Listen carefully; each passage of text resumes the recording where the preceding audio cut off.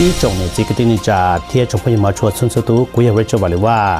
สอสีเนี่ยตัวจงนากุจะในทีมใช้ตัวลุยยิงลินตุนิติกเปย์ชงสกจอเนี่ยตัวที่จะไทย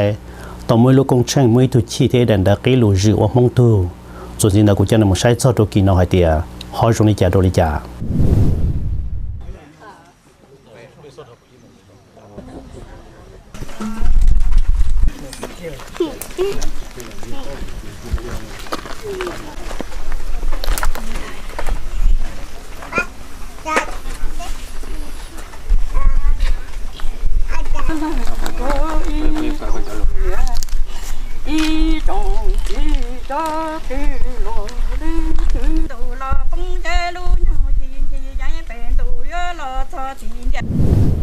ดันดาวมาจากกิลูจิวมงตูเนฮอมโมดาจีส่วนสินากุจะในมือใช้สเกตตื่นดันดานอง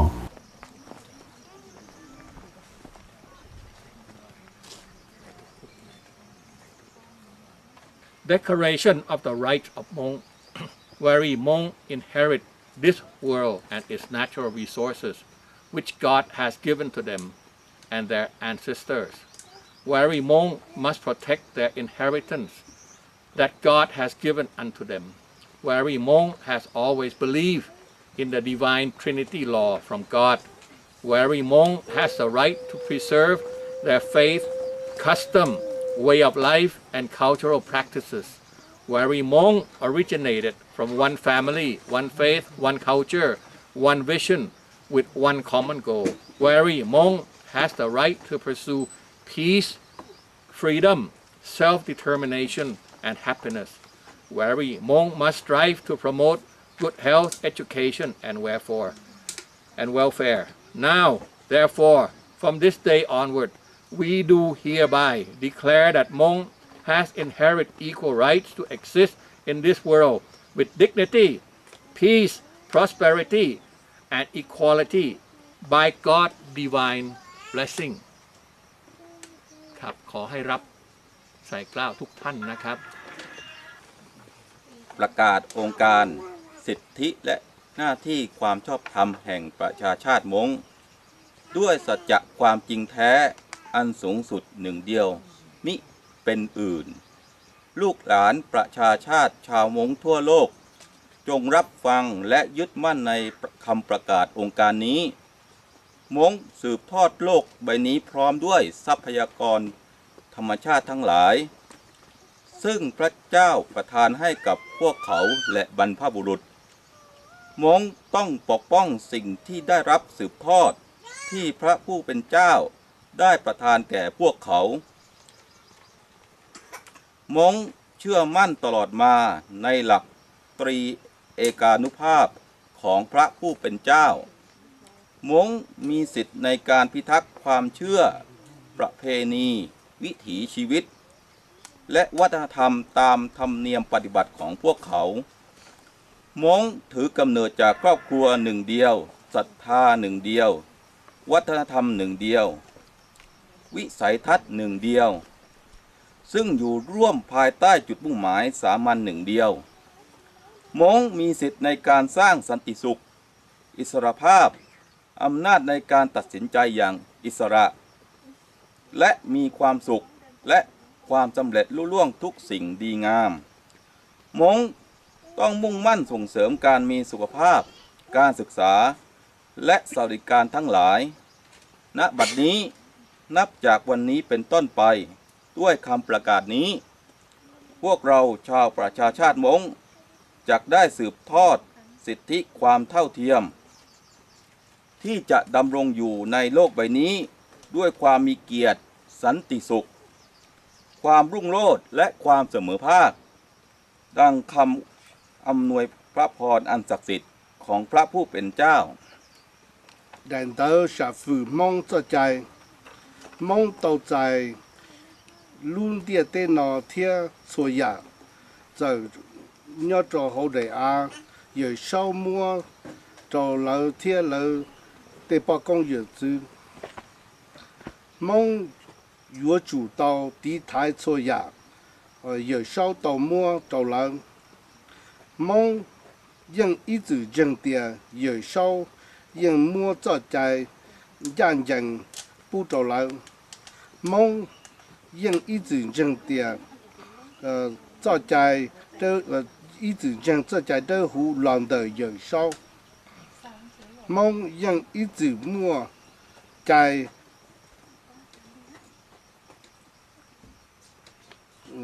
古这个蒙用莫在将来做给人种草给我们能贴老的家里给在蒙有了我一直能讲一做给人一度家里给在一路人莫贴一路好片蒙莫在贴给他人给后生给家些贴我这里来路本事蒙有时上参加给那个好户给个住贴给西路西巴要里进入了也当的被蒙贴贴到下来宝典蒙到在万火西落老我能让的的也莫梦毛也他养老养到高门路贴也西落西自浪的有烧做给路这里呢被贴他摸的呢报不出来呢ลูกเขาเพียนเดตุชีเทียดันเดจิวมงตุนเนยาลิจาเทียส่วนจีนกูจะในมใช้จะไกยิงว่ายอดโดเตจะไทยต้องโมเกชิตาสโรกินอเจงตึงโตอีจงเนี่ยจะกตินจาเตจะพุ่งเสด็จตะโปจอเดียเกชิตาโรนอยาชิตาลูไทยซื้อยันนึงติดจิตโตน้องจะพุ่งยือว่าเปาลูไทยก็เลยใส่ตัวเน่ครับสวัสดีครับพี่น้องชาวมงทั้งหลายนะครับที่อาศัยอยู่ในทั้งสหรัฐอเมริกาที่อาศัยอยู่ในฝรั่งเศสอาศัยอยู่ในประเทศไทยประเทศลาวหรือจะที่ไหนก็ตามในโลกนี้สวัสดีทุกท่านครับผมชื่ออัศวินเบิร์ดหรือเรียกชื่อเป็นภาษาอังกฤษว่าวิลลิสเบิร์ดครับผมพ่อช่วยบอกนิดนึงว่าในวันนี้เนี่ยมีความสำคัญยังไงแล้วก็เรามาทำกิจกรรมอะไรตรงนี้นะครับวันนี้ก็เป็นวันที่ผมมีดำริว่าเป็นวันที่เราชาวม้งทั้งหลายควรที่จะมาปวารณาตัวเองว่าเรานี้เป็นชาวม้งแล้วเราก็มีหลักการในการดำรงอยู่ของเราจึงเป็นวันที่ผมเรียกว่าวันประกาศองค์การของชาวม้งทั้งหลายที่อาศัยอยู่ในโลกนี้นะครับเดี๋ยวก่อนอื่นเนี่ยทำไมมันถึงมาถึงวันนี้ได้ผมขออนุญาตใช้เวลาของท่านเล็กน้อยนะครับที่จะอธิบายว่าหลังจากที่เราได้ประสบสิ่งต่างๆมามากมายก่ายกองในฐานะที่เป็นชาวม้งที่ต้องอพยพไปอยู่ประเทศต่างๆหรือต้องย้ายถิ่นฐานจนกระทั่งไปอยู่ในสถานที่ที่ดีก็ตามไม่ดีก็ตามพอใจก็ตามไม่พอใจก็ตามแต่สิ่งหนึ่งที่เรายังเป็นอยู่คือความเป็นม้ง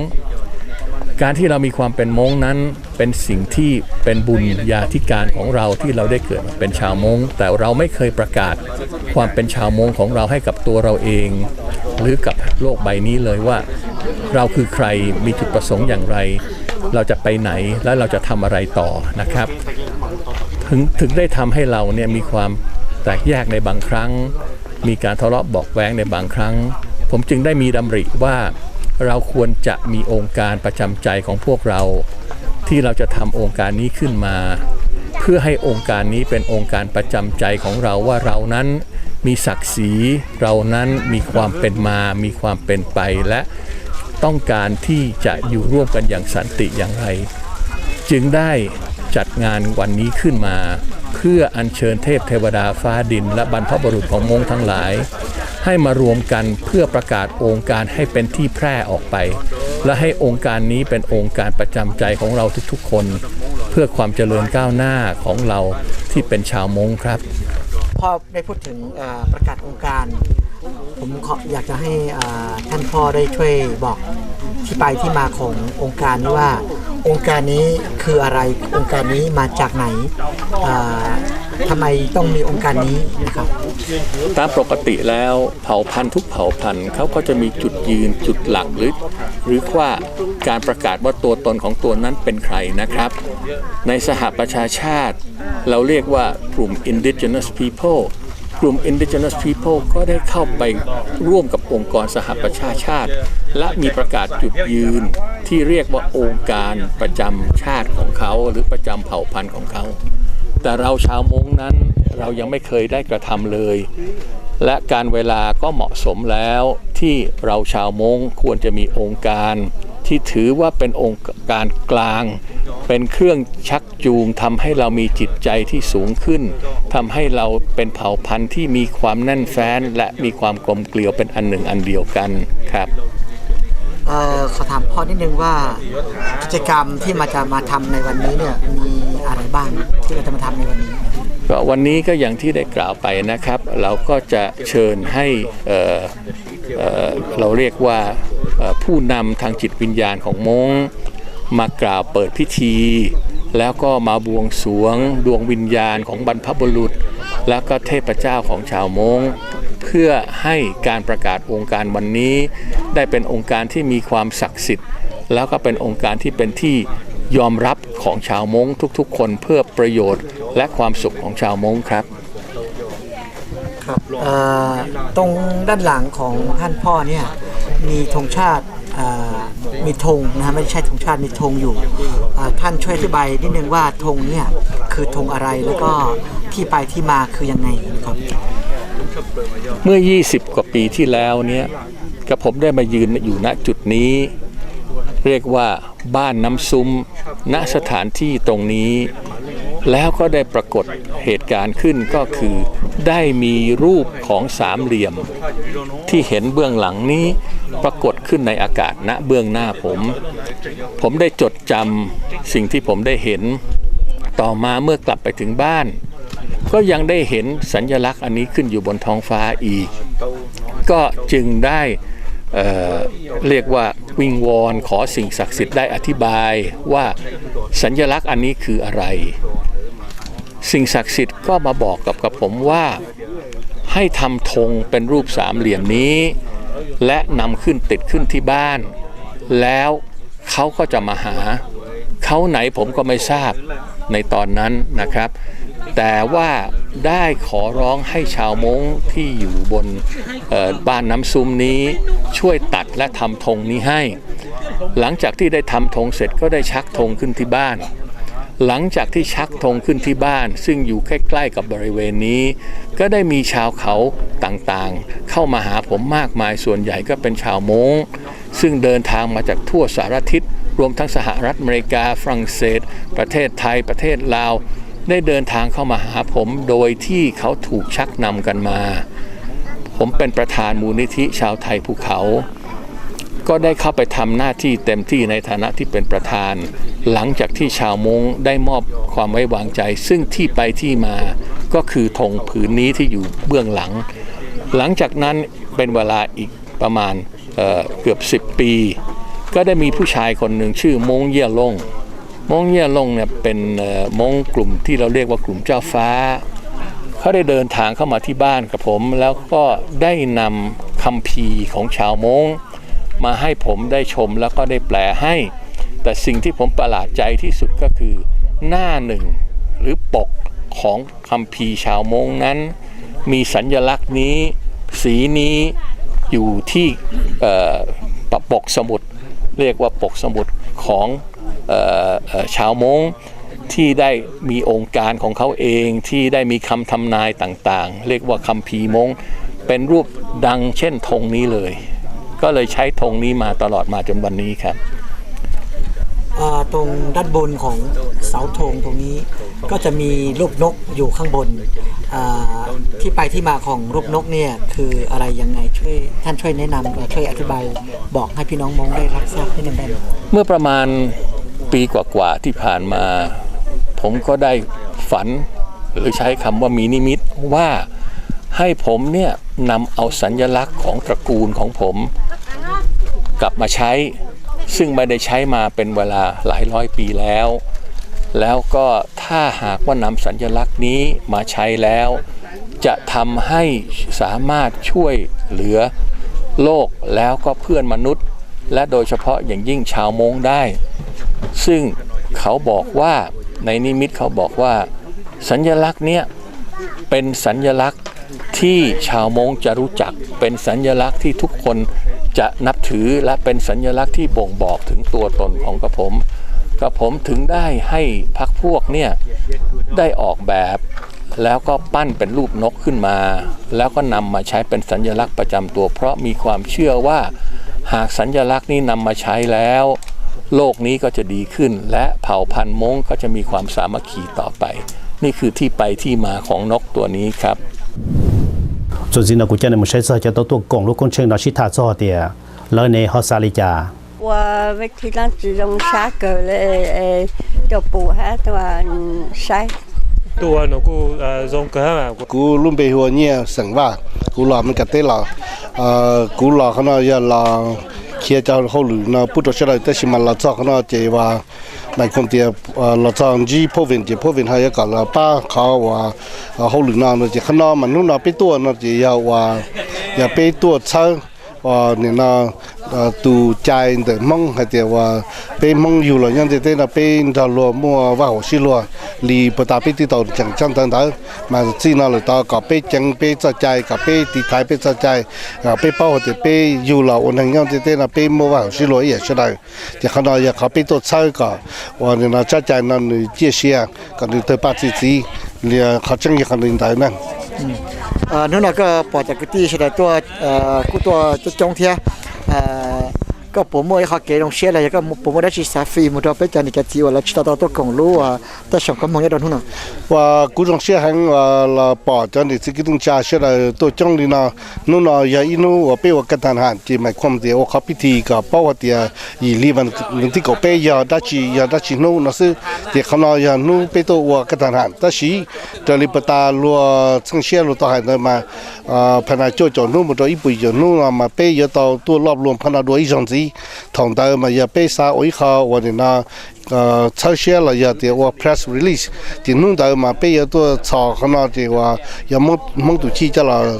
查中的他讲呢，这个被呢包括的路易里面这个被呀，但是呢就看到呀啥个路路里的绕被，这里这个家人对他知道多了，他都讲被天呢，哎话都抄天，他都包天，可能也一下更更的被只能忙，嘛也里呢，但是呢莫里也破病了呢，也